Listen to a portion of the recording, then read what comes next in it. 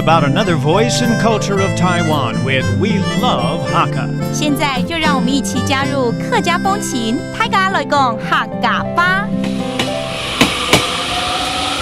Hey, what's up, everyone? Time for Hakka training on ICRT. And this whole month, we're taking you to the town in Hsinchu known as Hsinchu. Now, Hsinchu is actually famous for its persimmons and persimmon cakes. So we're going to have a lot of that today as Leo take us around. 今天呢，我们持续带大家到新竹的新浦镇哦。那大家都知道，新浦很有名的就是他们的柿饼。今天呢，一定要好好的来吃一番啊！待会儿 Leo 呢，就来带我们去柿子之旅喽。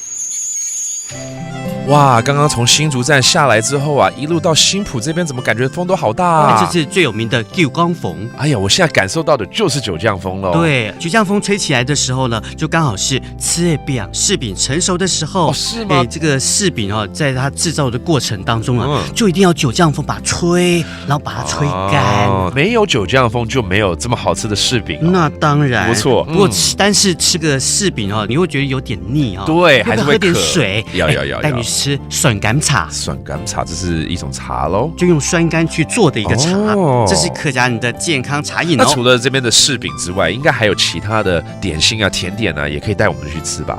这边其实还蛮多东西可以吃的，像这个传统的半条啦，半条完全是用再来米做原料，而且是纯手工制作的。另外，如果你喜欢吃冰棒，一定要来吃个古早味的冰棒吉叶本好了。哦，夏天现在是8月份，有九降风，虽然凉凉的哦，但是还是会想要吃个冰棒啊！对，太丰盛了。本来只是想买一个柿饼而已，你又把我喂饱饱了。